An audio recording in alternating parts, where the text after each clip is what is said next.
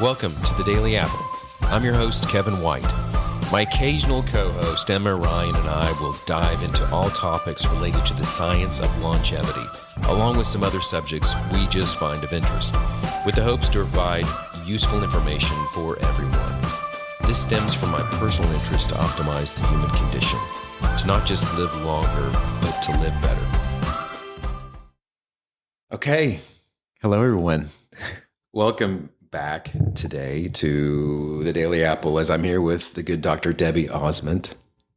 And I really appreciate you being here. This is great. Hey, thanks. It's a joy to be here. You're someone I highly, highly respect. Your curiosity, your integrity. So it's wonderful to be with you. Well, it's sweet to say. It's true. And today my interest has been around cognition and dementia, and especially, and I don't know if I've told you this, but like I did some testing on myself and it showed my ApoE was 3, but I did a bunch of other stuff and it showed this significant chance, and that's in my family as well. And as we know, just because it's in our family and our genes, then it doesn't mean that we're, destined to be that way. But so we're going to talk about that a little while, because the interesting thing, and it's over and over, is the connection between dental hygiene and the microbiome of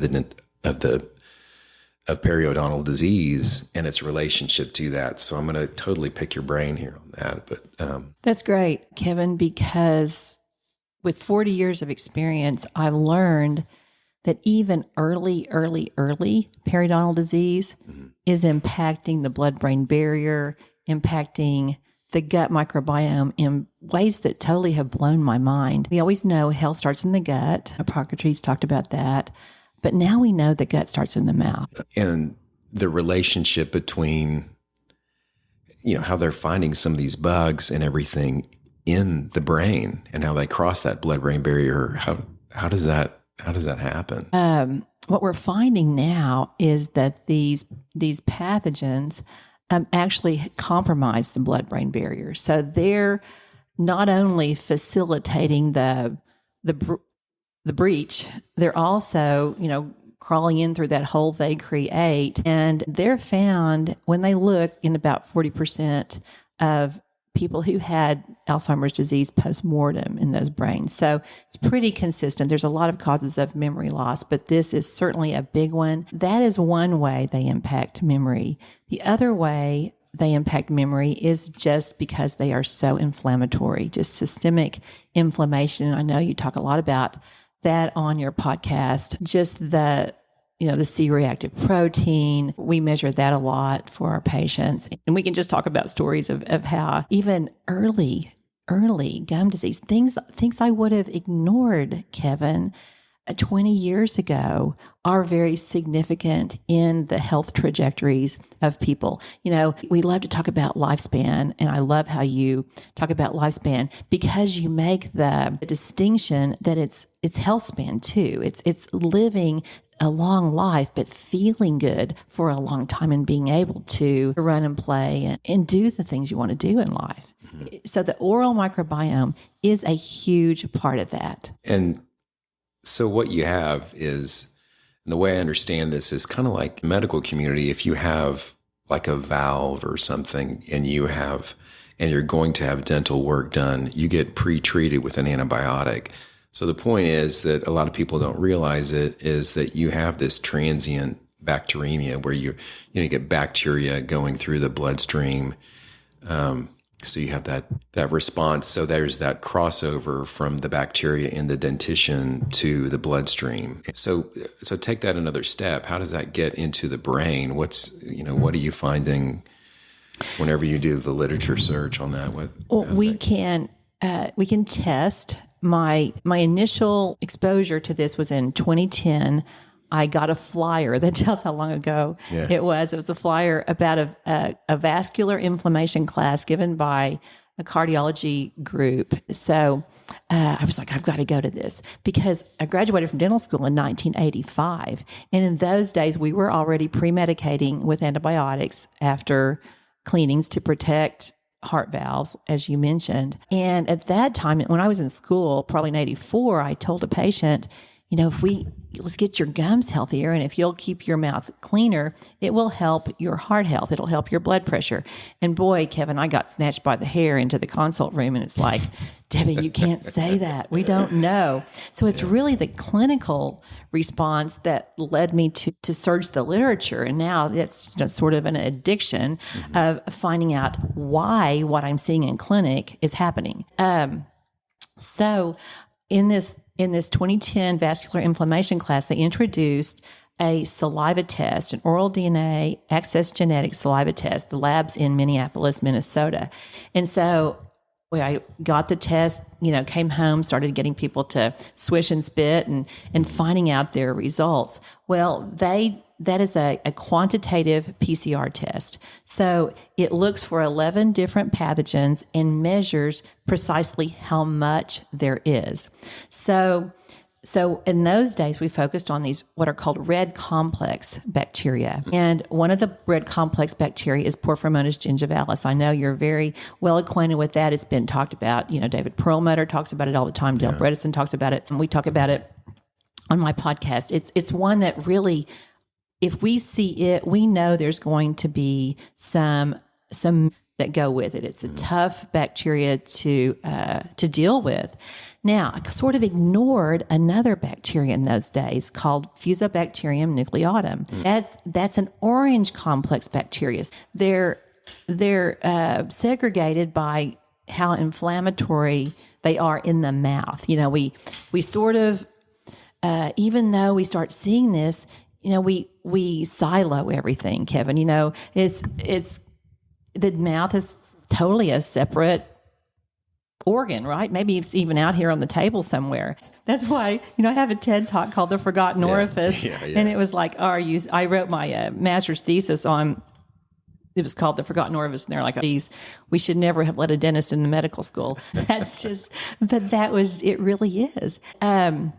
So we started looking at those red complex bacteria, maybe even ignoring the orange complex bacteria. Why do they call them red versus orange? Is that just the alert or the? Yeah, it's really the category they're in, but they all are very inflammatory. Right. And it also is, I think, an anatomical designation also. But in ignoring Fusobacterium, now we've learned it's a bridging species. So it's a super important bacteria that makes other bacteria worse. And as we started to look at the body as a whole, as physicians started sending me patients, I started getting to see the C-reactive protein. I started getting to see the lipids. I got to see the A1C, fasting blood sugar.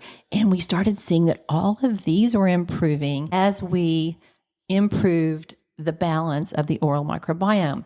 And what's shocking, Kevin, it wasn't what I would call Billy Bob teeth. It wasn't those horrible gums that you see in pictures of someone that has periodontal disease. No, it's people that think that have been going to the dentist, who've been doing a pretty good job and thinking, I'm normal, I'm like everybody else. It's really even early inflammation that is affecting the systemic health long before it affects the teeth. The teeth are really the last to go. This is not about the teeth. This is about the brain, as you so astutely invited me for, because it is the blood-brain barrier. They are inflammatory. They have gingipanes that help make holes in the blood-brain barrier. They get into not just the brain, but the DNA of these bacteria are found in the carotid artery. They're found all over the body, and very, very significant in terms of adverse pregnancy outcomes, autoimmunity, type 2 diabetes, cancer. Oh my goodness gracious. I'm seeing too many people with cancer, and there typically is an oral component, an oral bacteria. Yeah, you're right. That's another, the Porphyromonas. Yeah, PG. We can just say PG. PG gingivalis is one that comes up repeatedly, just, when you're delving into cognition. What I found is they kind of go through even the cranial nerves to get to They crawl up the cranial nerves, which sounds kind of creepy, like something out of Alien. But so how do you check for that? That's an important point you make, is that somebody can have no dental symptoms. They feel just fine, and there can be findings there that can be contributing to this that are unknown. So it's good to know that piece of data so you can act on it. For example, in 2013, I'm going to say, so early in this adventure, a physician sent me a patient that had a C-reactive protein of 18.1. Yeah. So that's in the days when the labs would not just tell you above 10, you actually got to see a number. So the physician said, Debbie, I'm afraid she's got cancer, but I can't find it. See what you think. So we did a saliva test.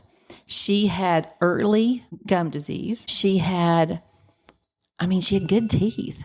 She's someone that I would have probably ignored, Kevin, 10 years earlier, 5 years earlier. And so all we did based on her saliva test is a deep cleaning, got her mouth really clean, used a laser to clean all of that up, taught her how to maybe do a more complete job with her home care, not just, go home and brush and floss, but simpler things, as you and I have talked about. I see your brush picks laying there, which is great. So she got her blood tested 60 days after her, what I call periodontal therapy, her laser cleaning. And her C-reactive protein plummeted from 18.1 to 2.9. We did not use antibiotics. That's in the days before the lab had enough of an algorithm to recommend antibiotics. I use antibiotics sometimes for this, depending on what I find. But what was interesting is, when you have your blood test and there's things in the red, things in the yellow, things in the green, there were like all these things in the red that shifted to the yellow or the green. Her lipids improved. Right. Her blood sugar improved. We were just astounded. 18.1 to 2.9 with the C-reactive protein is awesome for our listeners. C-reactive protein is an inflammatory marker, and it shows risk for stroke and heart attack, as well as just, other things.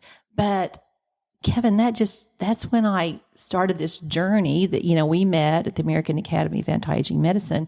That's when I've got to learn more. I've got to understand this from a more systemic perspective. In dentistry, we're very trained as carpenters. We're good at fixing teeth. When our daughter was in kindergarten, her teacher said, well, my mama is a laundry lady and she fixes teeth.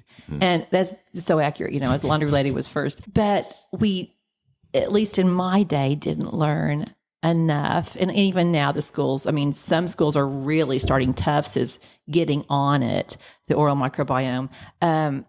But we didn't learn enough about how that impacts head to toe, and especially memory.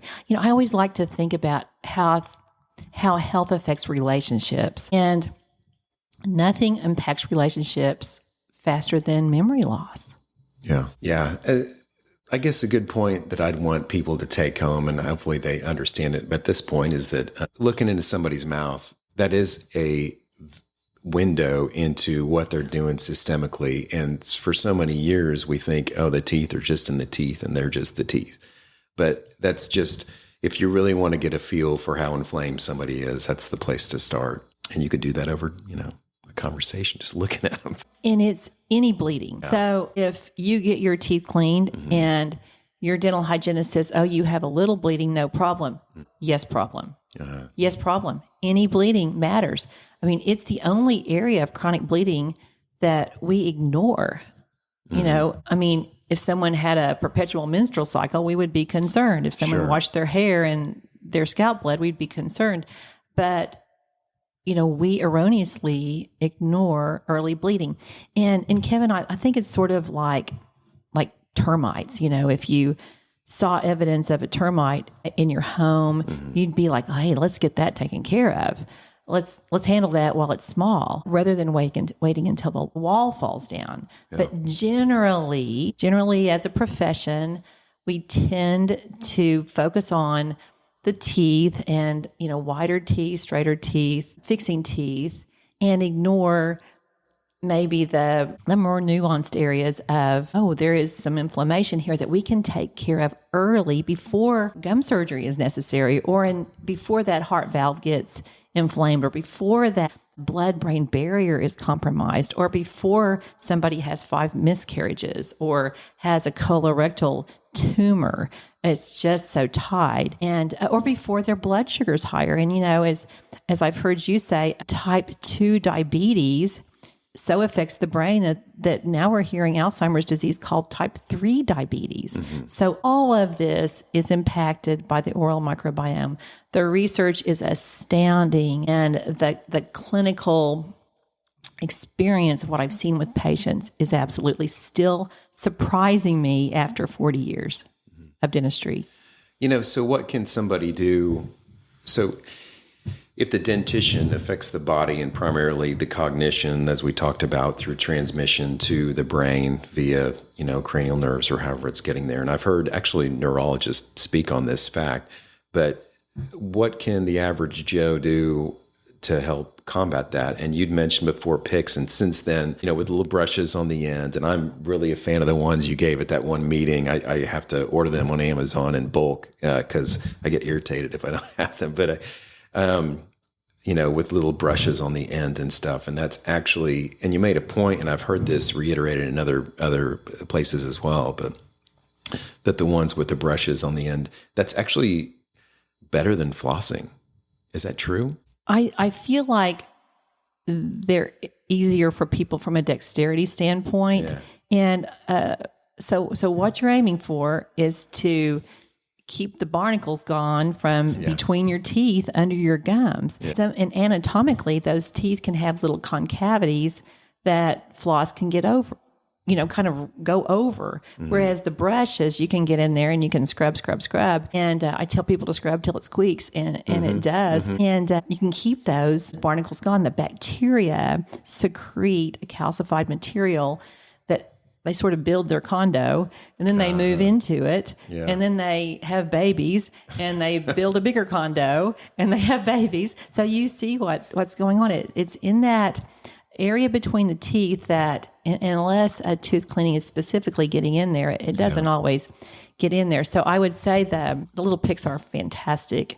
They're plastic, and that's not the best, but so far that's the best we've found. And some people think they can get there with mouthwash. I think you've got to be careful with mouthwash because it can destroy the good bacteria as well as the good bacteria and the bad bacteria. And we need the good bacteria for nitric oxide production. You've got such an incredible audience of high performers, so nitric oxide is important. It's produced with the bacteria on the back of the tongue. Saw a little lady recently who had early memory loss. Her mouth was immaculate. I could not make her gums bleed, and I tried. And she didn't need anything from me. We did a saliva test. Her saliva test looked good. She could not drive herself. Her daughter, I said, we got to invest. We got to figure out what she's doing. There's something in here. So the daughter called me later and said, Mom has swished with a popular mouthwash that kills 99.9% of germs on contact 3 times a day for 30 years. So, I can't prove it, Kevin, but I think in some form that has killed off the bad bacteria as well as the good bacteria. And maybe the nitric oxide loss is a piece of that. And of course, we're learning so much about the oral microbiome. Somehow that's a piece of it. Yeah. Because that was overboard, 3 times a day for 30 years. So what was her problem? Did she have other issues, this woman? Really, she's pretty healthy. And of course, her daughter, sort of brought her to me to sleuth out if we could figure out if this could help her at all. But she didn't need anything. Right. But I, in my heart, feel like that somehow killing off the good bacteria is a piece of it. It's never just one thing. Sure. More than one thing. But we don't want to use those. We don't want to use those antimicrobial mouthwashes long term. Right. Yeah, that's a good comment on. I mean, go ahead and comment on how the nitric oxide comes from that. We absorb it in nitrates, and so you eat, starts the process. Go ahead. You eat, nitrate-rich foods, and the bacteria that live on the back of the tongue, which I think is a good reason for using a tongue scraper. It seems to condition those papilla and help those bacteria. Those bacteria help convert nitrate to nitrite, and then that starts the conversion to nitric oxide. Nitric oxide is a gas that helps enlarge blood vessels. So think of, 30,000 plus miles of blood vessels throughout the body, teeny ones the size of hairs, big ones, but they are delivering oxygen. So, that has to impact memory in some form at some level. So nitric oxide is important in dentistry. Well, think also about, say, prescriptions. Prescriptions I've had people be on to help their mouth before I understood the long-term effects that they would kill the bad bacteria, but cause, say, the tongue to turn brown. People get brown, hairy tongue. Well, that's because all the good bacteria are gone. Kills the bad ones, but it kills the good ones.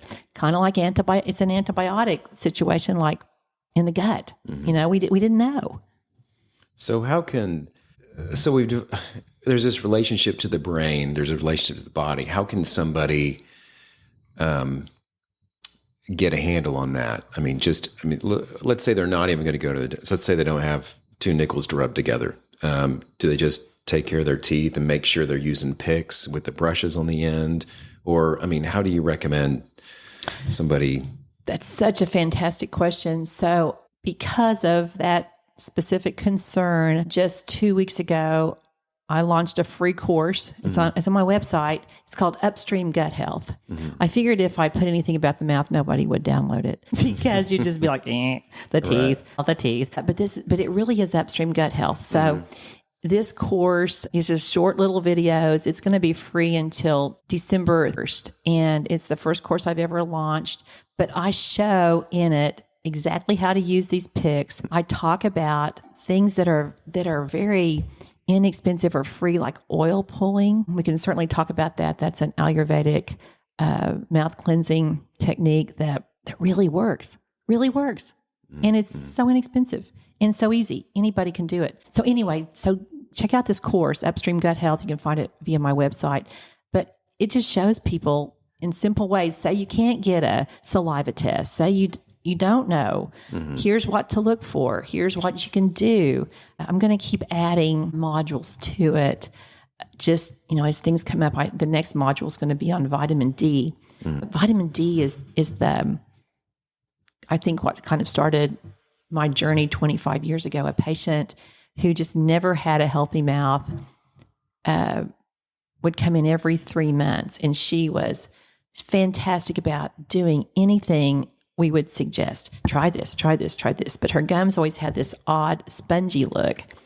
And she comes in, Kevin, and she looked so healthy. Like her gums looked fantastic. And this is 25 years ago, probably, at least. So I said, what are you doing differently? And she said, nothing. And she was a real structured person. Like she came at the same time, the same day, sat in the same chair in the reception, And so I knew she was doing what she was supposed to do. And I said, no, you're doing something different. What are you eating differently? What do you, went through the whole list. Yeah. Nope, nothing. I said, when you think of it, call me. So she pays her bill, goes out to her car, and we see her walking back in. And I was like, okay, she thought of it. And she comes in and she said, well, I'm getting a vitamin D injection. Could that be it? My vitamin D was, 3 or whatever, some single digit. And I said, well, I don't know because it's that long ago, Kevin.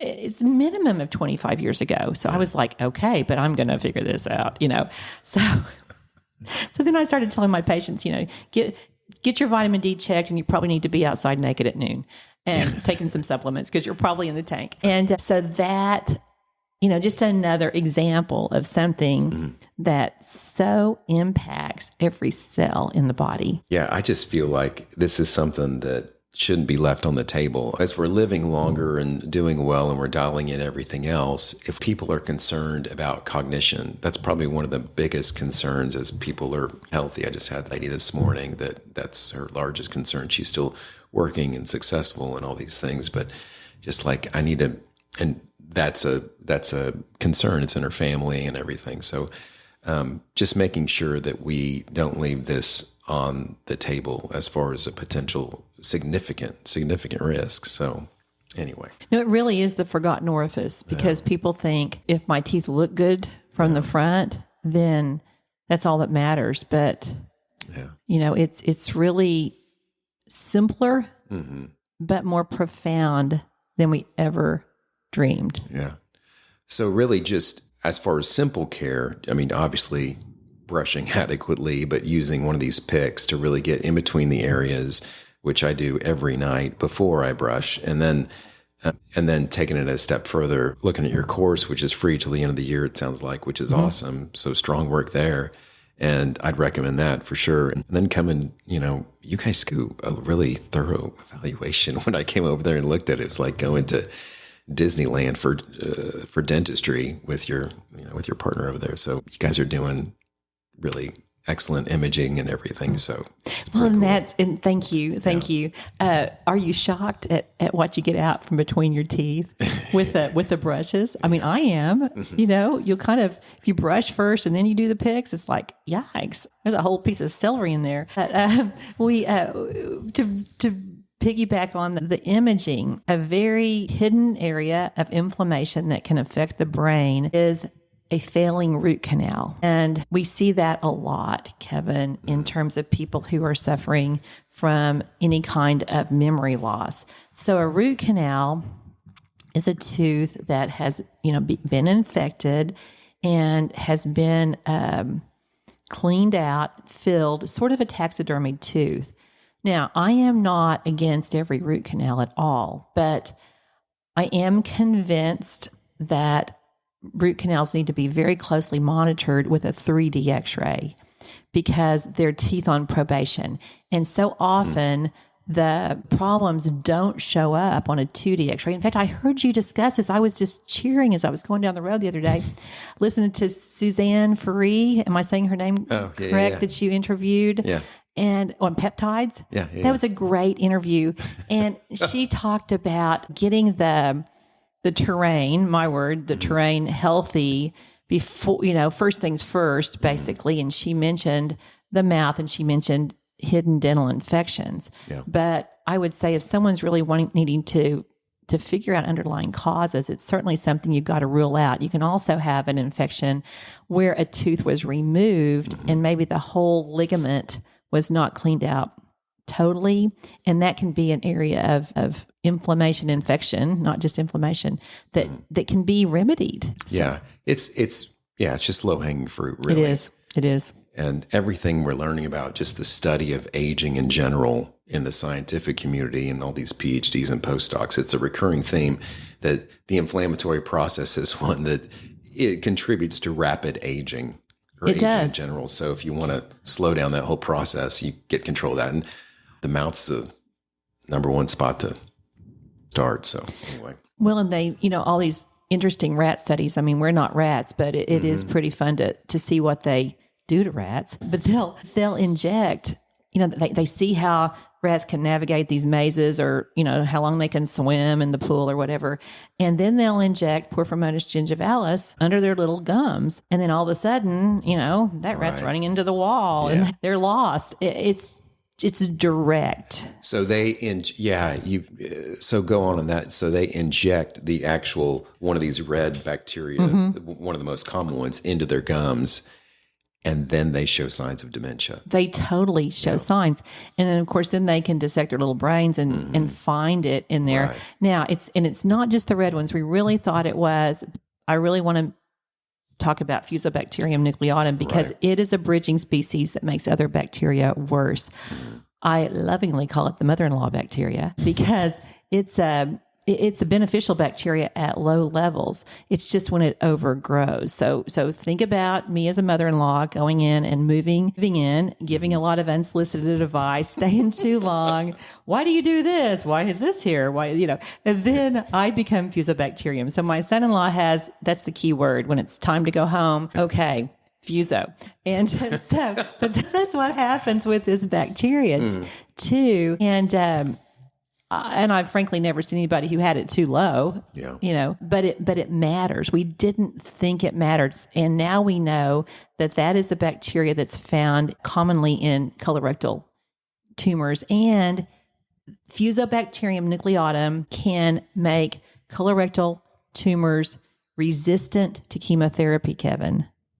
I've seen this in real time in my practice. If anyone's listening, if you're having chemotherapy and you're having 5-fluorouracil or cisplatin, we know now that Fusobacterium nucleatum subclass, but still that bacteria can render those cancer cells resistant to the chemotherapy. It's crazy. So we're finding that in colon tumors. So what does somebody do about that? So real true story. So yeah, if somebody's got, say they've got a colon tumor workup or something like that, I mean, how do they treat that fusonucleatum? I mean, obviously it must be coming from the mouth. Yeah, it's an oral bacteria, so it's for sure coming from the mouth. It translocates to the gut. Mm-hmm. So with my patients, I'll do a saliva test and oral DNA, and then I'll do a GI map, because the GI map does look for Fusobacterium in the gut. And based on their symptoms, based on their signs, based on what they need, we'll get their mouth cleaned up, and I may prescribe, along with lots of lifestyle recommendations, I may prescribe metronidazole flagyl to get rid of it in their gut. In a case early, before we really understood how significant that was for chemotherapy, I had a patient whose chemo was not working. He had a colon resection, still had tumors, had mets to his lungs. And he had he had a 5-fluorouracil pump that it was still growing. So cleaned his mouth up, found out that his Fusobacterium was higher than optimal in his gut, put him on 10 days of metronidazole flagyl, which is what, an $8 or $9 prescription. Yeah. 3 months later, his chemo started working. His tumors went away. And the research backs it up. Mm-hmm. So that's, of course, again, a clinical situation that sent me to the research. And it's like, why did this happen? And then later research came out that cisplatin is also potentially rendered less ineffective if Fusobacterium's high. So it's all the things you're teaching your patients about. It's eating clean, it's water, it's everything. But this is a piece also of the puzzle. Wow. Yeah. The mother-in-law bacteria. Mm-hmm. Okay. People need to keep their mouth clean. They need to use the picks that I like, the hard plastic ones, because that's what we got, even though, neoplastics is a whole other thing. And then bleeding, chronic bleeding in the mouth is no bueno. Chronic bleeding isn't good at all. And what else should people take home from this? I just think to listen to people like you who are curious, to realize, don't you think the best thing, Dr. White, is that we know we don't know everything? That's our superpower. Yeah, don't get too confident. Yeah. I mean, I really say my superpower is not an IQ. Mm. It's really it's curiosity.